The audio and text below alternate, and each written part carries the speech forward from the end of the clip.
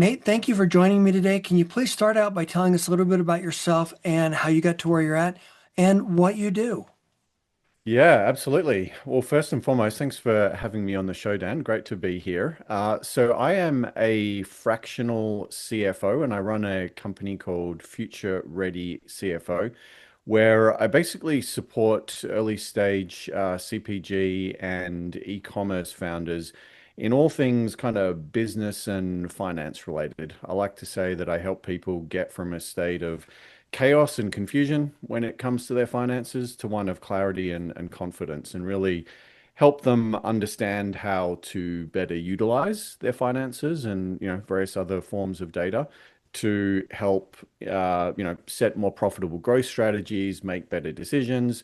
And at the end of the day, Dan, ultimately, this is about helping founders sleep better at night and Love be that. less stressed about running their businesses. I guess what's a little bit different to me compared to some of the other CFOs in this space is that I've kind of walked the walk. I spent about 6 or 7 years before this building and running my own ecom business. So, I've been in the founder's saddle. I know what it's like to be stressed about payroll. I know what it's like to, have to figure out how to finance a purchase order. I lived that for many years. Along the way, I also served as the lead mentor for a startup accelerator program based out of here in New York. And I guess before all that, I spent maybe the first decade or so of my career working on Wall Street as an investment bank. So that was kind of where I learned about the world of finance. And the last decade or so, I've been in the world of startups. Interesting. Well, I appreciate your sharing that. And I like the idea that we're going to teach people how to get a good night's sleep because that's critically important. So, if I can, starting on Wall Street and going to this, how did you make that transition? What made you want to get into this line of work as opposed to staying as an investment banker? Yeah, interesting question. Well, I kind of fell into the world of finance when I was in my, early 20s, and at that stage, really didn't know a lot about the world and life, but I had big dreams and starry eyes, and I thought, hey, why not? Let's go for it. And commenced a pretty whirlwind career and got sent all over the world, and was getting paid pretty well to do it, if I can be honest. The truth is that for a very large chunk of that time, I had this kind of niggling voice in the back of my head that's like, this isn't you. You don't really belong here. And this, is not where you should be.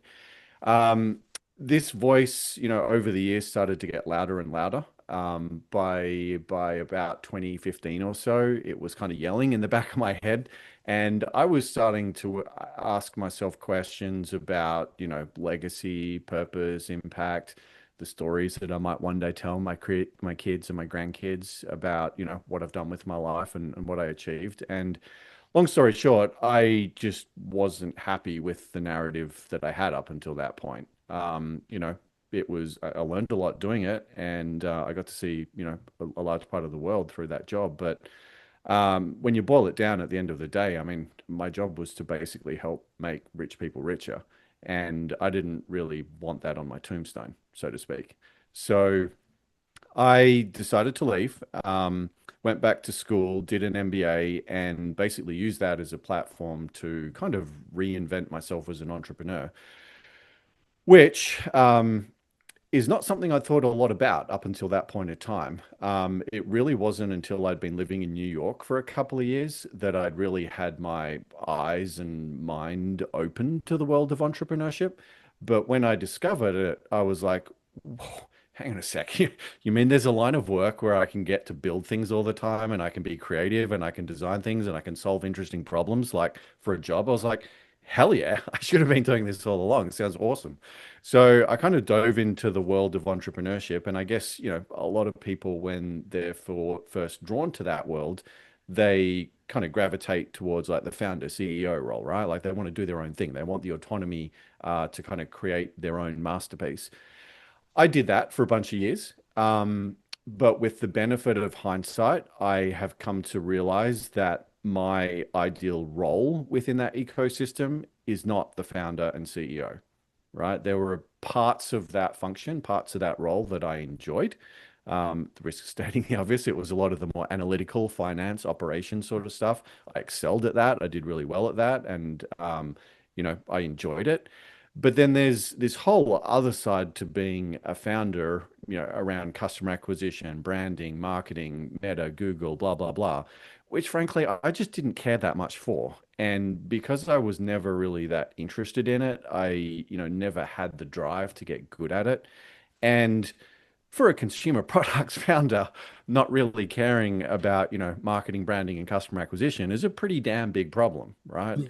And I guess what I now realize is that I have a lot more to give this ecosystem, and I can really amplify my impact by, instead of being the guy in the founder seat, act as the guy who sits next to the founder and kind of serve as his, financial numbers co-pilot, so to speak.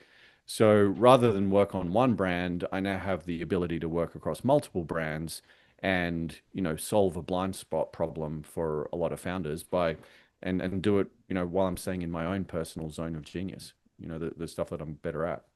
I appreciate you saying that. That's actually, I'm really glad you said that because one of the things that I find when I'm working with brands is that they think that they can do everything and should do everything on their own. And the Mm, fact that you're able to identify that this is not my zone of genius, here's where I'm better suited, good lesson yeah. for everyone to understand and appreciate. Mm, Because a lot of people didn't start a business because they love spreadsheets and they love accounting and they love tax. mm, mm, They love creating stuff. So thank you for sharing that. Can you mm, share some of the stories that you've had? And where I'm going with this, Nate, is because you switched, how have you mm. been able to better laser focus your efforts to make a bigger difference, a more transformative difference in the brands that you've supported? Mm.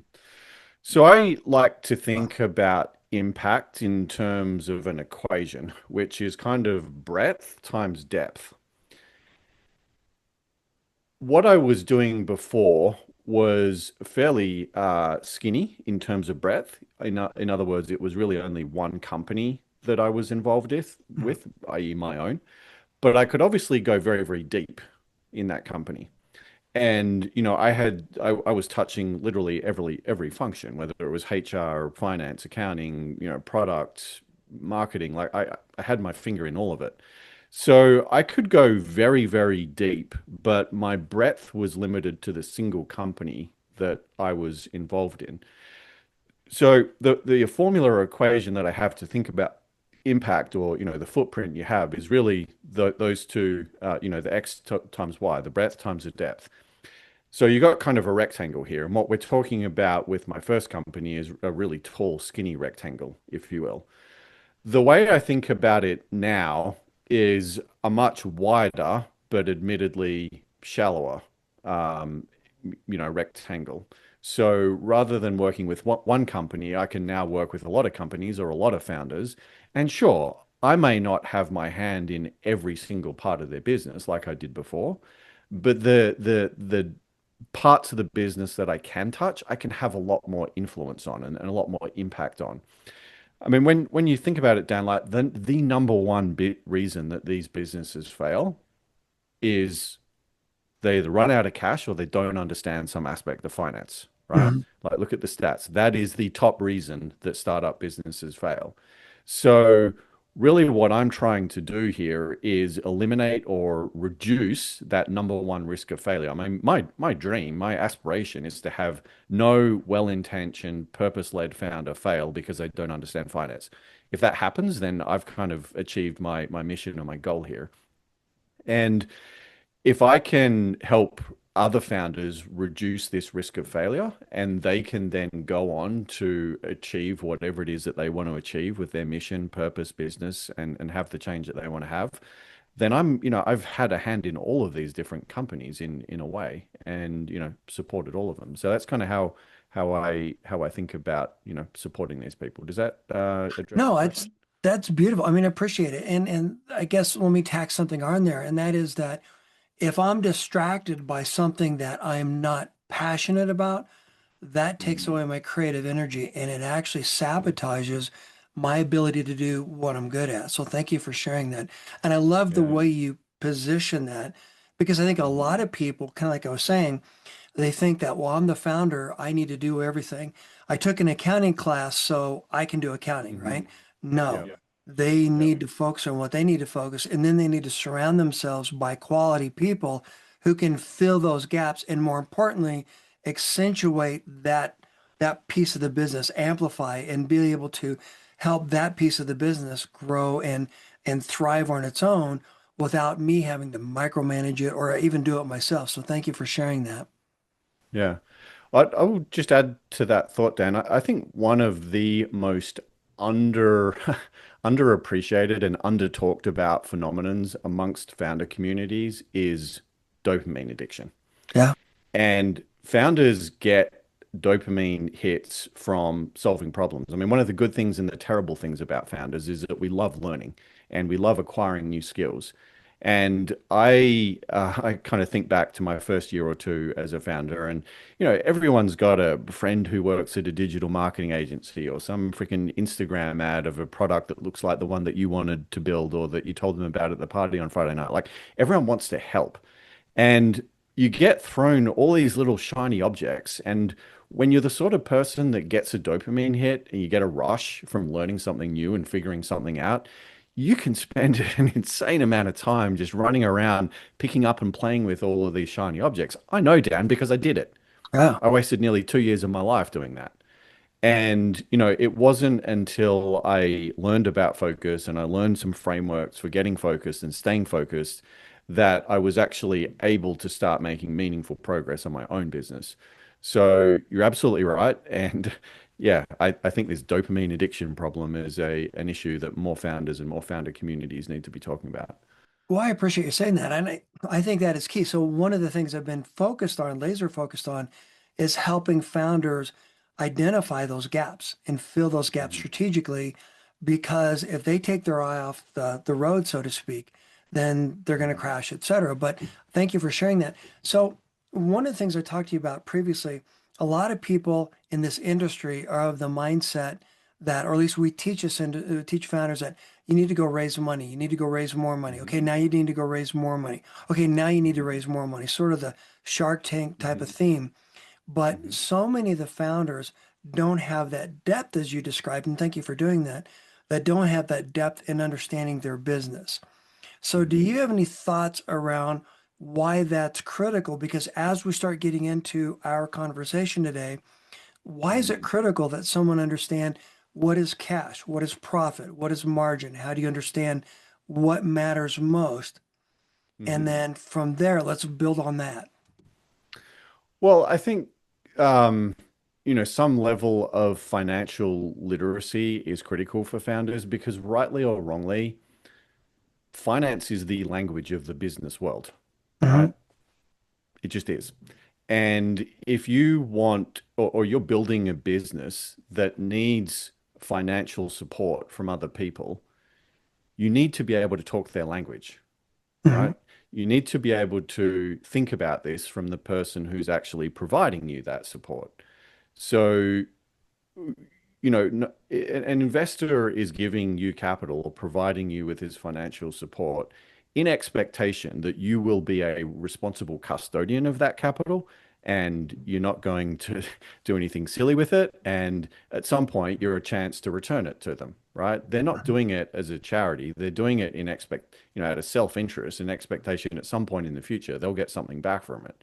So, really being able to convince an investor that you understand something about how money works is really you saying to an investor, hey, I'm going to be a grown up. I understand how money works. I'm going to look after this scarce resource, i.e., money that you gave me, and I'm going to do all I can to grow it and eventually return it back to you. And I think it's just being responsible with the resources that you're lucky enough to have attracted. So yeah, I think being able to talk this language is absolutely critical for founders. Well, and I appreciate you saying that. One of the things I talk about a lot, and we kind of shared a little bit about this, is risk reversal.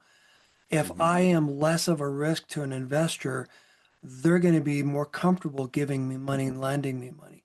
And at the Sure. same time, if I am a better risk, I might even have the ability to renegotiate or negotiate better rates and better terms with that Mhm. investor. So framing that critically Yeah. important. So Yeah. let's say that I'm a founder, you just gave me a bunch of money. Okay, so now what? How do you help me understand how to get more out of it, how to leverage it, how to be able to use it effectively and efficiently to Mm, accomplish my goal? Because remember, I'm mm, focused on the shiny object. The industry's telling me I need to raise money. So they're mhm. essentially throwing money at the problem, so to speak. Yeah. But how do you teach me how to leverage that in my business and focus it where I need to put it? Sure, sure. So the role of the founder in a lot of ways is a little bit like a investor of types. Okay. If we think about this through a money lens, then essentially what a founder is doing is they're sourcing capital, they're sourcing funds. You just mentioned one possible source, which is from an investor. You could also source capital from debt. A great way to source capital is by selling things to customers, right, in the form of revenue. But there's other ways you can source capital. It could be grants. It could be you could take money out of inventory. You could pull money out of accounts receivable or accounts payable. But these are all potential sources of capital. So what a founder is doing is figuring out how to source capital, right? Where do we get money from? The next step is to figure out what are we going to do with that capital, right? And as the founder of one of these brands, some obvious choices would be, well, you could hire people, you could buy ads, you could buy inventory, you could buy technology tools, you could build a warehouse if you wanted to. Like, there's all sorts of things that you could potentially do with that capital. So we're sourcing capital and we're making decisions about how to invest it. The role of a CFO kind of comes in, and the value that we add as CFOs is helping founders basically make better decisions across both of these axes, i.e., the sourcing and the deployment of capital. And what do I mean by a better decision? So let me give you an example. When I go through my onboarding process with a new client, one of the things I do is like, tell me about your priorities. What's going on at the moment? What are the things that you're working on, or what do you want to do this year? And I commonly get a list of maybe 20 to 30 different things that they'll rattle off. It could be, hey, we want to release this product or launch on TikTok shop or, hire this person, whatever. I put together a list. Then I have three different frameworks that I'm going to run those ideas through. The first is called a return on investment, or ROI framework. So the return is looking at how much profit contribution could that idea potentially create. We can do some, back of envelope math and say, okay, if we implement this idea, it'll boost sales by maybe $200,000 a year. There's a 50% margin on that. So there's, I don't know, $100,000 we could gain. Then we can look at the investment side, which will usually be some combination of time and capital. So we're putting people's time and we're putting some of those financial resources we spoke about earlier. We might have to invest that because we might need to hire an agency, or we might need to hire an extra team member, or we might need a software to pursue this initiative. So when we have these kind of return and investment numbers, we can start to kind of compare the two. And obviously, a more attractive opportunity is one where there is a high potential for return relative to a low amount of investment. That would mean that we have a high ROI. But some of the other things we can look at is the total amount of risk that we're exposing ourselves to, right? What is the total investment? What is the amount that we would potentially lose if this initiative theoretically didn't play out at all and maybe the return ends up being zero? How much have we lost? Okay. So we can kind of look at all these ideas and start to rank them and think about them in terms of their materiality from an ROI perspective. The next thing I'll do is look at a bottleneck analysis. Like, everyone's familiar with the concept of a bottleneck, but in the context of one of these businesses, it can be applied a lot of different ways. So one way we might use a bottleneck analysis is look at how traffic flows through a website, right? You got traffic, then you got page views, then you got add to carts, then you got conversions, then you got average order value, right? There's a number of kind of steps in that chain that basically determine how much revenue a business is creating. Now, when we do this sort of analysis, we might say, hey, we've only got a 1% conversion rate on your website. All your peers have got more like 2%. Therefore, the conversion rate seems to be a bottleneck here. And if we could increase your conversion rate in line with peers, then it would roughly double your revenue. Now, theoretically, when it comes to thinking about resource allocation, the best bang for your buck is that you're ever going to get is removing the bottleneck in a flow. Because if you can remove a bottleneck in any flow, the entire system has more volume going through it. And in this case, we're talking about revenue. Hopefully, revenue's translating to profits. But some of the other ways that we could apply a bottleneck framework, we could think about it in terms of our creative output, like how many new creatives are we generating? Is there enough quality? One of my clients, we've applied the bottleneck framework to thinking about operations. Like we've grown revenue so much so quickly from media buying that they've now run into a problem with their warehouse. They cannot physically pack any more orders. So we've had to actually cap the media buying budget so that the guys in the warehouse can basically keep up. So obviously, fulfillment is their bottleneck, right? So we'll look at bottleneck in a number of different ways. And the final piece of this is I'll look at skills alignment. And this gets back to the point you were making earlier, Dan, about, founders thinking that they need to do everything. I have this framework I use that basically looks at different tasks and functions on an axis. So the x-axis is how good are you at this thing? Like what is your natural level of talent or skill? And what is your energy level that you get from it? So you can imagine kind of four quadrants here. The most desirable quadrant, which would be, I usually put it in the top right, we call the zone of genius. So these are tasks that you're good at and they give you a lot of energy. You ideally want to spend time in your zone of genius. But there's another quadrant, which is stuff that you're not good at and it drains your energy. That's the danger zone. And we try to avoid giving you tasks or projects that, lie down there. The way I like to put it to people is that my job as a CFO is to help put balls in front of the founder that they can kick into the goal. Oh, I like that. It doesn't serve anyone if I put a 30-pound bowling ball in front of you and tell you to kick it 200 yards. Mhm. Because if you try, you're just going to break your toe and you're probably not going to kick a bowling ball 200 yards. Like it's a waste of everyone's time. I need to put projects in front of my founders that them and their team are actually going to be able to succeed at. And the reality is, when you're talking about these startups, most of my clients are like 2 to 10 people. It's not like we have an infinite talent pool to pull from. And so the number of things that we can actually do really well it's a surprisingly short list. So back to your question, like how do I help people figure out how to do that? I'll look at ROI, I'll look at bottleneck analysis, I'll look at skills alignment. When you apply those three filters, in my experience, we commonly go from a list of 20 or 30 priorities down to maybe two or three. And it becomes very, very clear at that point what's going to get us a financial return, what's going to remove our bottlenecks, and what are the things that we as a team are actually good at and likely to succeed at. So from a strategy standpoint, love that. So you're helping to quantify and qualify the value of the decisions and rank them so that Mhm. strategically I know where to focus my efforts. Love that because I Exactly. think that's so Yeah. critically important that founders know exactly where to focus. And that in and of itself exponentially pays for what you're doing. I mean, the reward, the ROI aren't just that piece of the business is so valuable.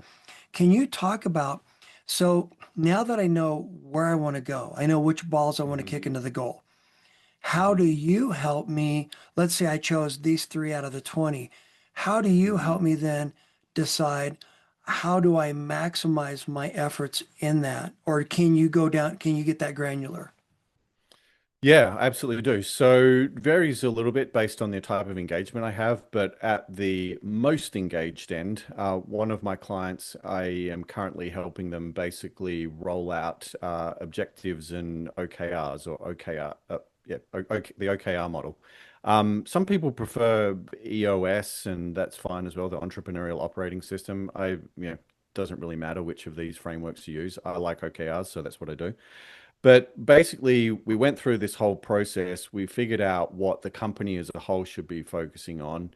And each individual on the team has now got their own set of objectives and key results as well. So essentially what we're doing now in 3 month intervals is we've determined these priorities, we've set tangible goals on each of these KPIs, like, the metric or improvement that we want to achieve. And everyone on the team is now tracking their progress towards these goals. And we have a weekly all hands meeting where everyone shares their updates. And we talk through, what did we do last week? What are we doing this week? And what are the things I need help with? Like, where am I stuck? And it's just an incredibly rich, power-packed 1 hour meeting. It's like SWAT, SWAT, SWAT, SWAT, SWAT. Like, this is what's going on. This is the progress I'm making. This is what I need to help me get to the next step. We went from a meeting that was unscripted, no agenda, and frankly just waffling on for 60 minutes to now something that's focused, intentional, and we have a plan. And I can see that the impact it's having in terms of team engagement. People feel like they have direction, that people feel like they know where they're going. People can see the impact they're having on the bigger picture. And yeah, it's translating in terms of results. So that's, one way that I work with my clients. Other people prefer to do it on their own time, like other people don't, want or need me as involved, and some of them will just manage this stuff for themselves. So how granular I get with this stuff just depends a little bit on the client and how involved they want me to be. Appreciate you saying that. And I think it's really also critical to point out that you being involved at that level helps me remain focused on my goals and my priorities. You spotting the blind spots that I can't see before I can't even see them is critically Mhm. important. Where I'm going with this, Nate, is that I've heard of a lot of CFOs that basically say, okay, here's the spreadsheet, here's the report, whatever, do this, Mhm. and then Mhm. having the founder kind of figure this out. So where I'm Mhm. going with in terms of that is that Mhm. it's a collaborative process, it's a give and take, and the best way that you can support me as a founder, for example, is that one, if I trust you, two, if we're communicating, we're engaging, we're working together along with the rest of the team to help solve that problem. So thank you for that. So any more Mhm. thoughts along those lines before we dig more into cash? Yeah. So a couple of things. Going back to my, 30 to 20 priorities down to 2 to 3, implicit in that is that often when I first start these relationship with founders, 80 or 90% of their time is being spent on stuff that really shouldn't be a priority, right? They're kind of wasting time on shiny objects and squeaky wheels that really don't deserve their attention. Let's say hypothetically that you are a founder paying yourself, I don't know, maybe $100,000 a year, but only 10% of your time is focused on these priority projects that you really need to be focused on to move the needle forward. If I can get you from a state where 10% of your time is focused on important projects to 100%, now this is an extreme, it would never Yeah, actually get to no. 100, but if it could theoretically get you to 100, then your value that you're giving to your company has just gone from $100,000 employee or contribution to $1 million a year. We've basically grossed up the value that you're giving to the company because now, rather than only 10% of your time being, value add, we've now getting you to be 100% value add. So you got kind of get 10x more powerful or valuable as a contributor to your own business. And I think that and that alone is one of the most compelling, value arguments for working with a CFO is that we can help you get, focused on the things that you need to be prioritized and help you figure out what is the 80 or 90% of noise that we can reasonably ignore. Love it. And I assume that also means that you can look downstream and see what roles within my company are contributing and what level and how to maximize those as well. Yes. So I spend a little bit of time with my founders talking about team and team structure. So one of the exercises I do with a lot of my early clients is a time tracking analysis. I have them install this free app called Toggle, Toggl, and basically get them to track their time for an entire month and put everything into categories like sales, marketing, product, email, team meetings, whatever. Anyway, at the end of that month, we do a review of their essentially their timesheet and their time allocation. And inevitably, what we find is that they're spending way too much time on the business. I mean, one of my clients just handed me her results yesterday, actually. But basically shows that she is kind of, the central information conduit. So every problem is going through her. She has to make a decision, and then she, delegates or gives someone else the team instructions, which means the team can only grow as fast as her ability to process problems and direct things to wherever they need to be. So it's a real, kind of constraint on her growth. Another client, I did it a month or two back, and we saw that they were spending like 30 or 40% of their time on warehouse logistics and fulfillment type tasks. I'm like, why is the founder freaking packing boxes in the warehouse and putting product on shelves? Like, we need to hire you an operations person and get you focused on things that are actually going to grow the business. You should not be focused on, backhand logistics. It's like, a 15 to $20 an hour job. You're a founder wanting to pay yourself hundreds of thousands a year. Like, how can you pay yourself, 100, $200,000 a year when you're doing $15 an hour work? So we do that sort of stuff. Yeah. No, that's very helpful. I appreciate it. Thank you. And it keeps getting back to this staying laser focused on what you need to be paying attention to. Mm. So let's switch to a little bit about what you do. So one of the things that we talked about is why should a founder care about cash? And what is the difference between Mhm. cash and profit? How do I know what matters? And then Mm. how do I stay focused on what matters? Sure. So profit is the way I like to think about it is profit is a theoretical concept, right? Profit is what happens when you start with revenue and deduct all of your expenses or costs associated with generating that revenue.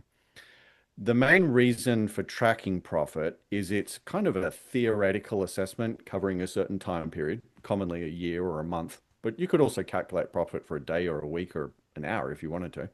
But it's a theoretical assessment of how effective your business is at delivering its core product or service.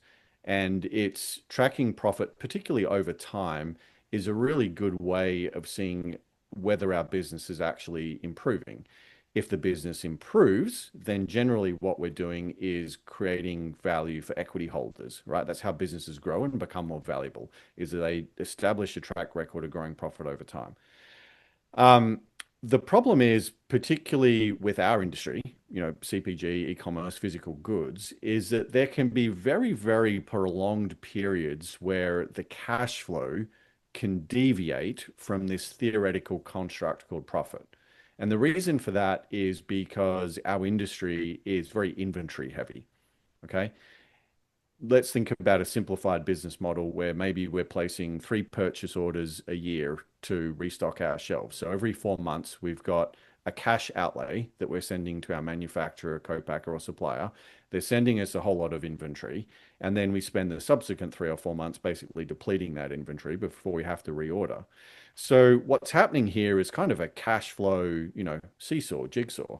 And this cash flow situation gets incrementally more complicated when you start thinking about, accounts receivable. In other words, when does your customer actually pay you for the product?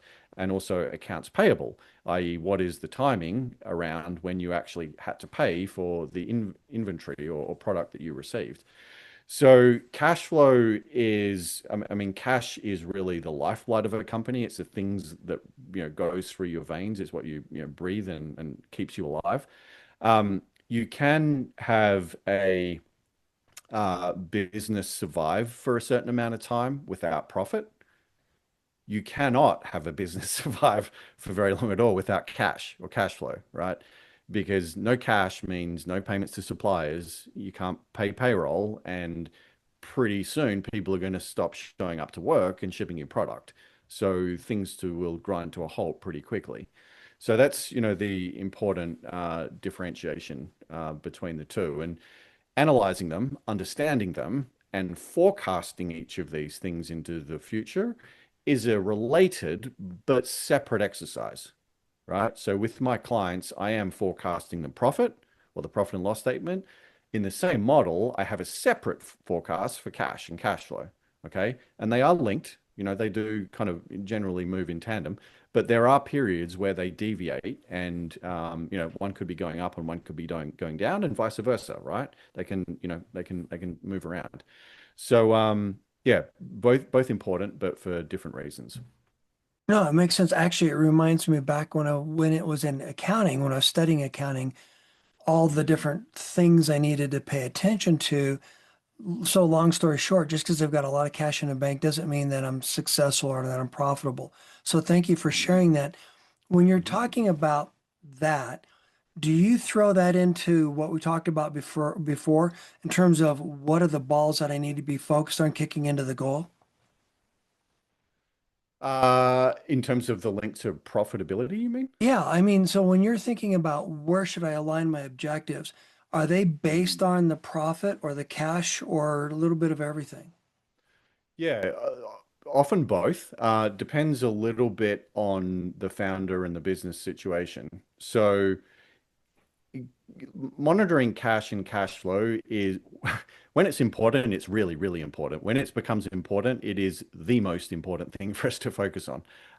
One of my clients sells into, retail and also direct to consumer, and they're in a bit of a distressed cash situation at the moment. Um, and we've actually put together a cash flow model for them that lists out over 100 different vendors and suppliers. And every single week, we are mapping out the cash flows that we can afford, or the cash outlays that we can afford to pay all these people. The reason we're doing that because this business is short on cash and we're trying to avoid a bankruptcy situation. And things are very, very tight, and we need an extremely high level of precision to basically, keep cash in the bank. That's kind of an extreme scenario, and I'm not going to do that with all of my founders. In an ideal world, the founder is not stressed out and needing to obsess about, bank balances and look at cash with that level of detail. In an ideal world, the founder is a bit more focused on the profit and loss, but we can only get to that point when we have a certain amount of cash buffer and cash comfort, and we have enough cash in the bank to know that we don't need to be stressing about it every day. Um, so really what I'm trying to get my founders to is the point where, okay, we can relax. We're not about to go bankrupt. That means that we can stop stressing and instead put our time, attention, and focus on the future and figuring out how we can grow profitability over time. Because that's really the thing that's going to create economic value for them. In other words, make their company more valuable over time. Does that make sense? Yeah, no, it makes perfect good sense. So, do you have a way to help people understand from a granularity standpoint the concept of how and why this is important? Um, And I'm sorry, not, where I'm going with that, Nate, is the reason this matters is because yeah, if I'm not aware of this is something I need to pay attention to, not necessarily get into the weeds, but something I need to know about, then yeah, how do I at least know that this is something I need to be thinking about so that I can avoid that position long term? Does that make right. sense? Yeah, I think so. Let me have a crack at it, and you can Okay, put me back on track if I'm drifting off the wrong way. So I guess what you're touching on here is founders and their relationships with finances, and it's worth maybe before we go any further, just laying out some of the different types of relationships with finances that I see amongst founders. I've good actually, point. No, got that's a good idea. four phases that I see people move through. The first is what I call the denial phase. And this is where people will go, hey, I don't want to talk about finance. I don't want to look at finances like just, make this problem go away. I want to live my life pretending like the finances don't exist. The problem with that, Dan, is that whether or not you're paying attention to them, the finances will continue to exist, but they're just existing without your supervision. And we've touched already at some of the problems with that. In my experience, one of the most common reasons that founders get themselves into that situation is a concept called cognitive dissonance, which is basically when us humans struggle to internalize and hold two opposing views at the same time. What I mean by that is that when we're founders and we've got a great product and we have a mission and we're, out there changing the world, like we want to think that we're doing amazing things. And that's certainly the narrative and the story that we want to tell our family and friends. Unfortunately, the finances can sometimes tell a slightly different story. And the finances might be going, yeah, you're kind of average to sucky right now. Things aren't going that great. These numbers are pretty nasty. And the problem that we as humans have is it's very hard for us to hold these two different narratives or two different versions of the story at the same time. And so what we do is we comfort ourselves by ignoring one of them. And that often happens to be the finance story because it's just uncomfortable to internalize it. So that's step one.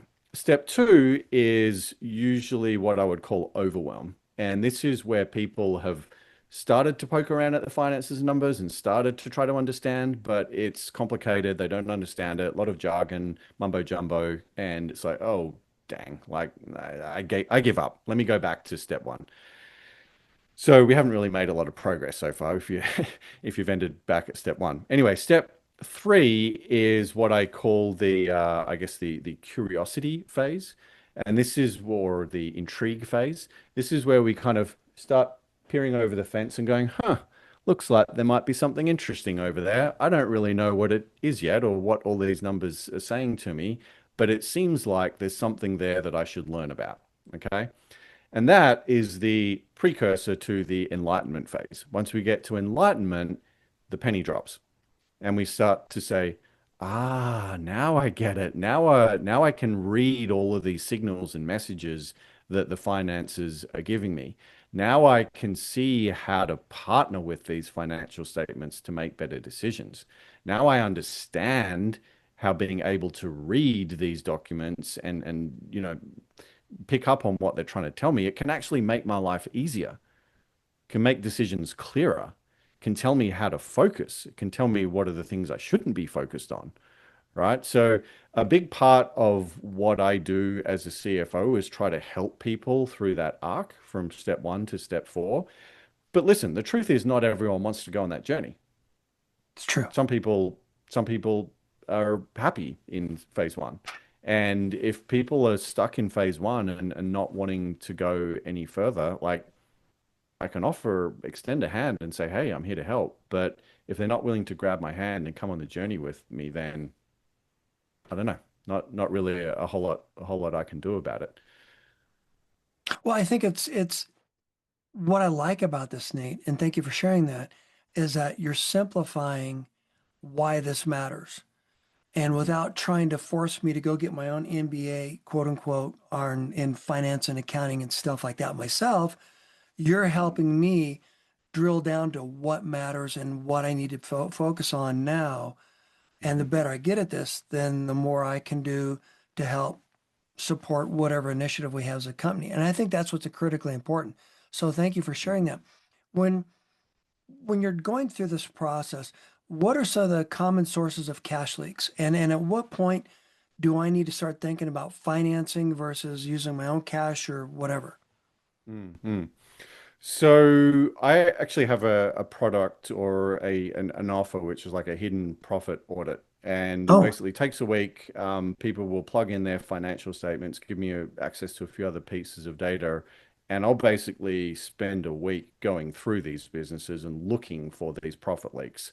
The product or service ends with like about a 1 hour presentation where I deliver the results, but it's a long way of me saying that I've looked at a lot of these different sets of numbers, and there's certainly some common themes that come up quite a lot. I would say amongst the top three would be number one, top line revenue related leakage. So in the finance world, we talk about revenue in a few different ways, but some of the most important ways are gross revenue and net revenue. So the gross revenue is kind of linked to your product price. Like if you had a $100 product and you sold one of them, you'd have $100 worth of gross revenue. The net revenue is what actually lands in your bank account. Now, if we're talking about e-commerce, some of the big differences between gross and net would be things like coupons, discounts. I've come across brands that have had coupon leakage unbeknownst to them.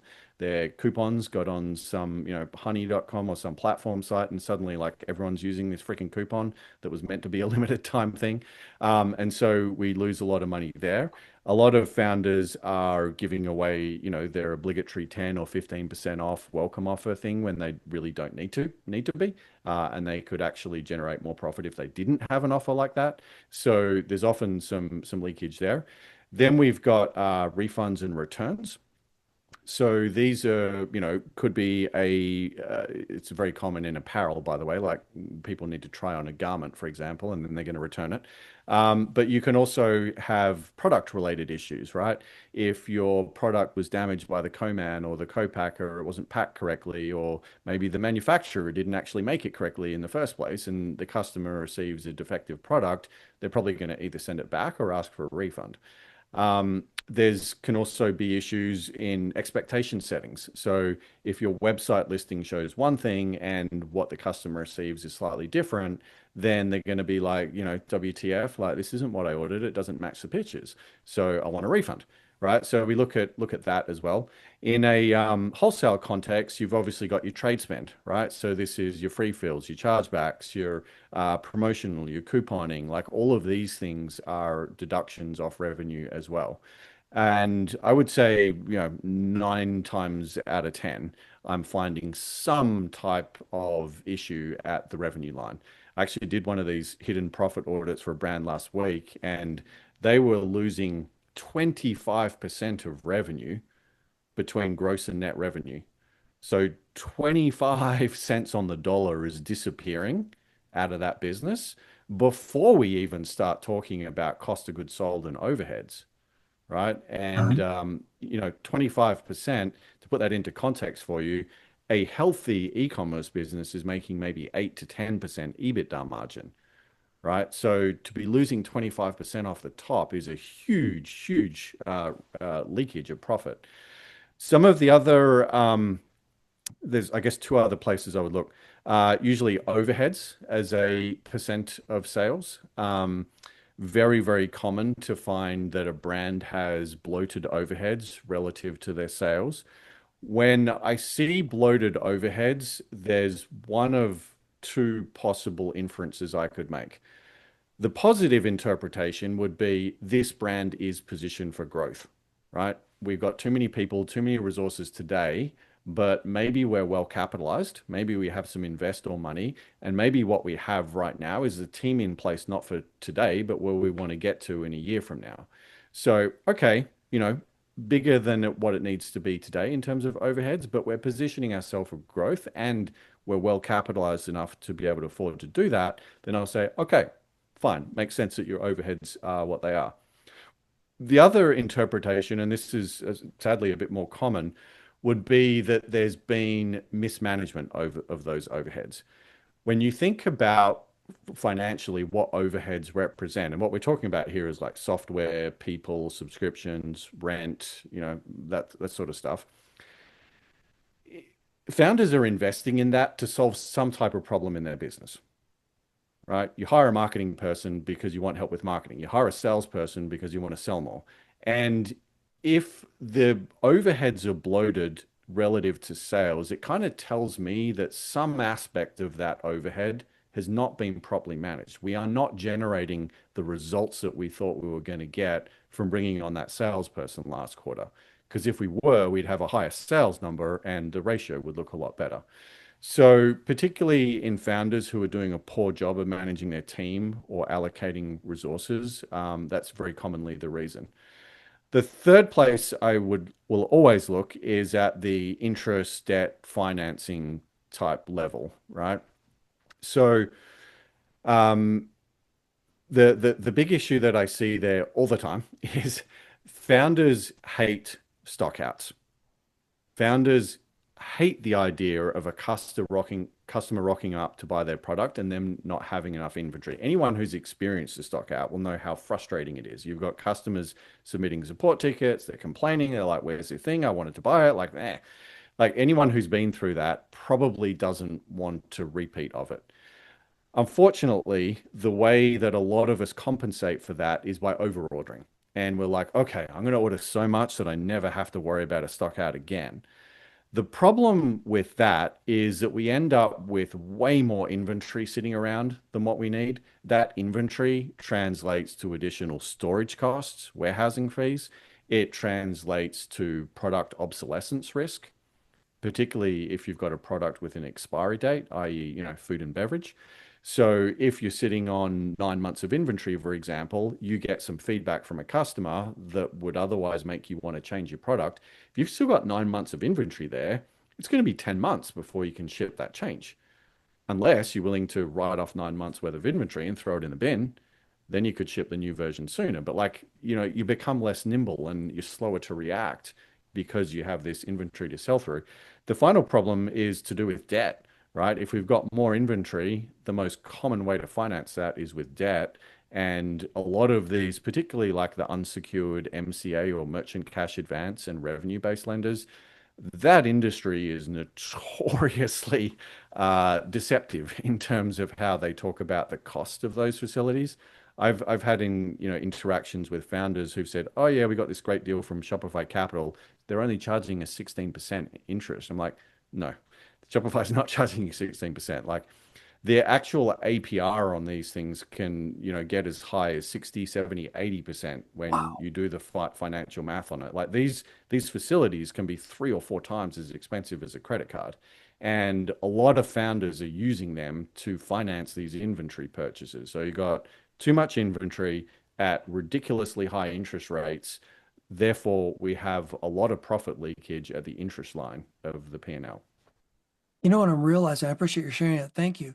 Is that even if I had a CFO as in my business and I'm doing well, having someone like you come in periodically and just give us a checkup because Mhm. you have so much depth and breadth and you see so many different things, there's a lot of value in that. So thank you for sharing that. What is the cash conversion cycle and why does it matter? So, great question. I like to think about businesses like a pipe or a tunnel, right? Essentially, what you're doing when you're in the physical products game is you're putting money into one end of that pipe, and that money goes in the form of inventory. Then it sits in the pipe for a period of time before it pops out the other end. And when it comes out the other end is when it can become revenue. That's when you sell it to a customer. A cash conversion cycle is essentially the length of that pipe. So Okay. how long does your cash stay tied up between paying for stuff with the suppliers and receiving money from customers? Now, it's an important concept for a few reasons. First of all, because when capital or cash is tied up in this cash conversion cycle, you can't do anything else with it. You can't invest it in people. You can't use it to buy ads. You can't use it for your next growth initiative or launching a new sales channel. It is locked up and it is inaccessible to you. So, really, what we want to do is figure out how to move cash through that funnel as fast as we can. Because if we can move the cash faster, then it creates more options in terms of how we spend it and what we do with it. Does that make sense? No, it makes perfectly good sense. And that's critically important for me to understand as a founder, because I need to understand how do I get profitable? How do I move the money to the point where I can pay myself, pay everyone else, and then satisfy my customers? Mhm, So thank mhm, you for mhm. sharing. I appreciate that concept. I know we're getting closer in time. So how does Future Ready CFO help with cash flow management? Yeah, so we help clients forecast their cash flow. I do it both on a monthly basis and when needed, we'll also do weekly forecasts as well. The example I gave you earlier of the brand that's in a bit of a distressed situation. So we're doing this kind of 13 weeks out at a time. Really, my goal and what I'm trying to achieve here is remove cash concerns as something that keeps the founder up at night, right? I want to liberate my founders from that stress. I want to stop it being a thing that takes up their mental energy. because frankly, they have more important things to worry about. They should be focusing on growth and how to acquire more customers or launch new products. And, they're the captain of growth, right? So really what I'm trying to do here is liberate them from the burden of worrying about cash and cash flow so that they can focus on the things where they add more value.